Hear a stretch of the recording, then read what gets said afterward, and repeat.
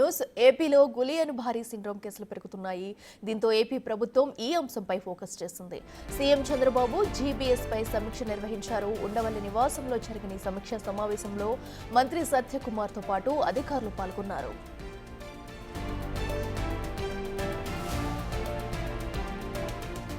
ఏపీలో GBs danger bells మోగిస్తుంది. చాప కింద నీరులా వ్యాధి విస్తరిస్తుంది. కేసుల సంఖ్య అంతకంతకు పెరుగుతుంది. ఇప్పటి వరకు 50 వరకు కేసులు నమోదు కాగా అందులో 14 మంది ప్రస్తుతం ఆసుపత్రిలో చికిత్స పొందుతున్నారు.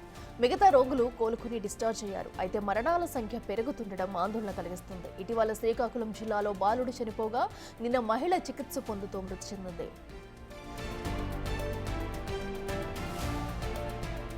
ఏపీలో 2 జీబీఎస్ మరణాలు నమోదు కావడంతో ప్రభుత్వం అలర్ట్ అయింది. ఆసుపత్రుల్లో ప్రత్యేక వార్డులు సిద్ధం చేస్తుంది. ప్రజలకు అవగాహన కల్పించాల్సిందిగా ఇప్పటికే వైద్య ఆరోగ్య శాఖను ఆదేశించింది.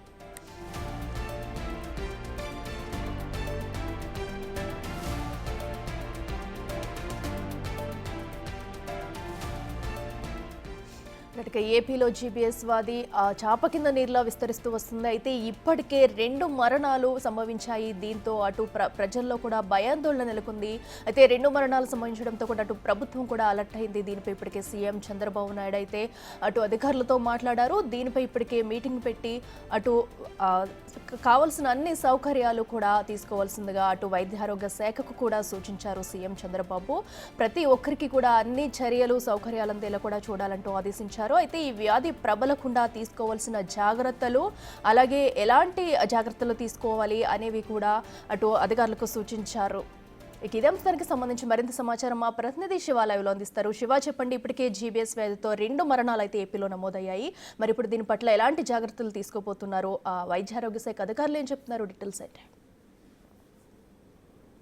ఇట్లా మొత్తం మీద చూసుకుంటే ఆంధ్రప్రదేశ్లో జీబీఎస్ వ్యాధి పట్ల ఏపీ ప్రభుత్వం అప్రమత్తమైంది. ఇప్పటికే రాష్ట్ర వ్యాప్తంగా ఉభయ గోదావరి జిల్లాలో ఒక మరణం, అలాగే గుంటూరులో ఒక మరణం సంభవించిన నేపథ్యంలో ఇప్పటికే ఆంధ్రప్రదేశ్ వ్యాప్తంగా దాదాపుగా 59 కేసులు పైగా నమోదైనట్లు అధికారులు ప్రాథమిక అంచనా వేశారు. ఈ వ్యాధి సోకితే ఒళ్ళంతా దుద్దులు రావడం, రకరకాలుగా బిహేవ్ చేయడంతో చాలా ఇబ్బంది సమస్యలు ఎక్కువగా వస్తాయి. ముఖ్యంగా ఎవరికైతే ఈ వ్యాధి అప్రమత్తం చేయాలని చెప్పి గ్రామ స్థాయి నుంచి డోర్ టు డోర్ ప్రచారం క్యాంపెయిన్ నిర్వహించాలి.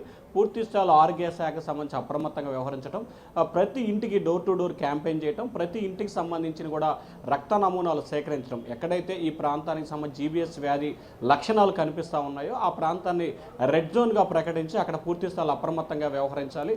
అలాగే అధికారులు పూర్తి స్థాయిలో బాధ్యతయుతంగా పనిచేయాలి.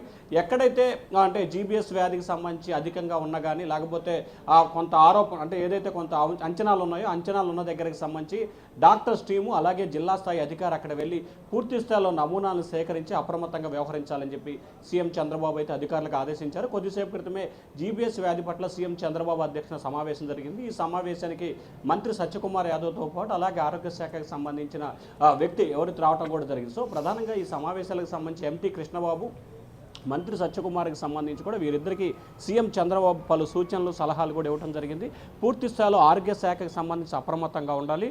ప్రతి విషయంలో కూడా ఏమాత్రం కూడా అశ్రద్ధ వహించకుండా పూర్తి స్థాయిలో గ్రామ వార్డు పరిధిలో ఉన్న ప్రతి వాటికి సంబంధించి కూడా అవకాశం ఉన్న ప్రతి దాన్ని కూడా వినియోగించుకోవాలి.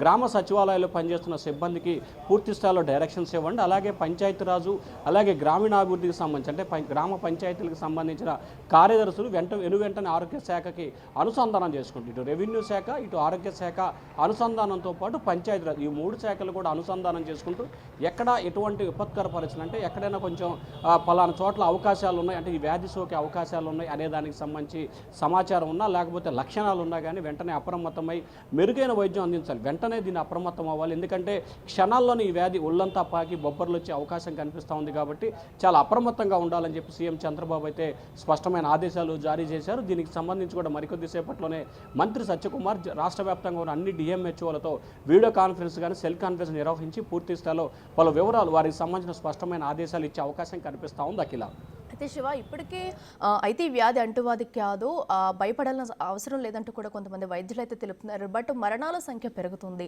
అయితే దీని పట్ల ప్రజలు ఏ విధంగా స్పందిస్తున్నారు? వారికి తగ్గట్టుగా కూడా అన్ని సౌకర్యాలు అందుతున్నాయో, మందులు కానీ అన్ని ఏర్పాట్లు కూడా ఇప్పటి వరకు పకడ్బందీగా చేశారు? అంటే ప్రధానంగా చూసుకుంటే ఇప్పటివరకు ఆంధ్రప్రదేశ్కి సంబంధించి ఉమ్మడి 13 జిల్లాలు, విడిపోయిన 26 జిల్లాలకు సంబంధించి ముఖ్యంగా ఉభయ గోదావరి జిల్లాలు, గుంటూరు జిల్లాకి సంబంధించి ప్రస్తుతం అక్కడొకటి ఇక్కడొకటి 2 మరణాలు సంభవించడం జరిగింది. దీంతో పాటుగా గుంటూరుకు సంబంధించి అంటే గుంటూరు పరిసర ప్రాంతాలకు సంబంధించి ప్రస్తుతం గుంటూరు ప్రభుత్వ వైద్యశాలలో దాదాపుగా 10 మంది ఈ వ్యాధితో ఇబ్బందులు పాలవుతున్నట్లు కూడా తెలుస్తోంది. వారిలో ఒకరు చనిపోయినట్లు తెలుస్తూ ఉంది. సో అలాగే ఉభయ గోదావరి జిల్లాలకు సంబంధించి ఒక 10 నుంచి 15 మందిని ఐడెంటిఫికేషన్ చేశారు. రాయలసీమ, ఉత్తరాంధ్ర ప్రాంతానికి సంబంధించి ఇట్లా ఆంధ్రప్రదేశ్ వ్యాప్తంగా దాదాపుగా 59 మంది ఈ వ్యాధి సోకి ఇబ్బందులు పడుతున్నట్లు అధికారులు అంచనా వేశారు. ఈ సంఖ్య పెరగకుండా ఉండేందుకు కట్టుదిట్టమైన చర్యలు తీసుకోవాలి. వాస్తవానికి ఇది అంటువ్యాధి కాదు కాబట్టి సరిపోయింది, లేకపోతే అంటువ్యాధి అయితే మాత్రం ఈ సంఖ్య వేలు లక్షలకు చేరే అవకాశం కనిపిస్తాం. సో ఇది ఆదిలోనే దీన్ని అంతం చేయాలనేది ప్రభుత్వం పట్టుదిట్టమైన కార్యాచరణ అమలు చేస్తాము. ఈ దిశగా కూడా చర్యలు తీసుకుంటున్నారు. అలాగే ఎవరికైతే ఈ వ్యాధికి సంబంధించిన లక్షణాలు కనిపిస్తాయి అంటే రక్త నమూనాలు సేకరించిన తర్వాత క్షణాల వ్యవధిలో ట్రీట్మెంట్ స్టార్ట్ చేస్తూ ఉన్నారు.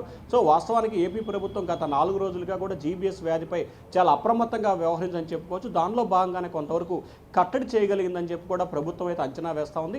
ఇంకా ప్రస్తుతం ఏదైతే 59 ఉందో ఆ సంఖ్య పెరగకుండా ఇంకా అంటే పూర్తి స్థాయిలో రికవరీ శాతం పెంచాలనేది ప్రభుత్వ ఆలోచనగా కనిపిస్తూ ఉంది. అన్ని రకాల డిఎంహెచ్ఓలకు సంబంధించి స్పష్టమైన ఆదేశాలు ఇచ్చారు. గ్రామ స్థాయిలో ఉన్న పిహెచ్సి అలాగే మెడికల్ హెల్త్ సెంటర్లకు సంబంధించి కానీ ప్రైమరీ హెల్త్ సెంటర్లకు సంబంధించి కూడా అన్ని రకాల మెడిసిన్స్, రక్త నమూనా సేకరించేందుకు టెస్ట్ రిపోర్ట్లు క్షణాల్లో అంటే మినిమం ఒక బ్లడ్ నమూనా శాంపిల్ చేస్తే అరగంట వ్యవధిలోనే రిపోర్ట్ ఇచ్చే విధంగా చర్యలు తీసుకోవాలని చెప్పి కూడా అధికారులకు సీఎం ఆదేశాలు జారీ చేశారు. కాబట్టి సో ప్రభుత్వం అయితే పూర్తి స్థాయిలో అప్రమత్తంగా వ్యవహరిస్తూ ఉంది.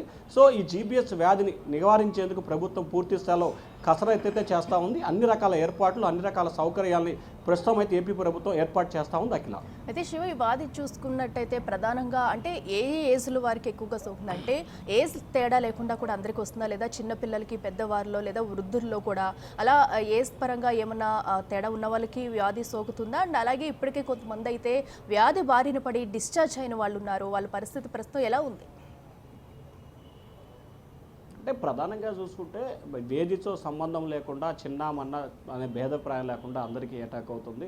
కొన్ని చోట్ల చిన్నపిల్లలకు వస్తుంది. గుంటూరు లాంటి ప్రాంతంలో నిన్న ఒక మహిళ చనిపోయింది. అంటే దాదాపుగా 30-35 సంవత్సరాల మహిళ ఉంటుంది. అలాగే ఉభయ గోదావరి జిల్లాలకు సంబంధించి ఒక వ్యక్తి చనిపోయాడు.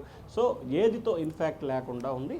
ముఖ్యంగా దీనికి సంబంధించి కూడా ఎవరైతే ఈ ప్రస్తుతం 50 మంది ఉన్నారో దాంతోపాటుగా కొంతమంది ఇది రికవరీ అయ్యి డిశ్చార్జ్ అయ్యారు. ప్రస్తుతం వారైతే చాలా ఆరోగ్యంగా ఉన్నారు. దీనికి సంబంధించిన ఎటువంటి నమూనాలు లేవు. ఎందుకంటే ఎవరికైతే ఈ జీబీఎస్ వ్యాధి సోకిందో దానికి సంబంధించి అప్రమత్తంగా వ్యవహరించి డిశ్చార్జ్ చేసే సమయంలో 1-2 సార్లు బ్లడ్ శాంపిల్ తీసుకొని ఎటువంటి నమూనాలు, ఎటువంటి ఆధారం అంటే ఆ జీపీఎస్కి సంబంధించి లేని వాళ్ళని వెంటనే డిశ్చార్జ్ చేశారు. ప్రస్తుతం వాళ్ళంతా కూడా ఎవరైతే దాదాపుగా ఇప్పటివరకు 10 నుంచి 12 మంది వరకు డిశ్చార్జ్ అయినట్టు తెలుస్తూ ఉంది. సో ఈ డిశ్చార్జ్ అయిన వారంతా కూడా యాక్టివ్గానే ఉన్నారు.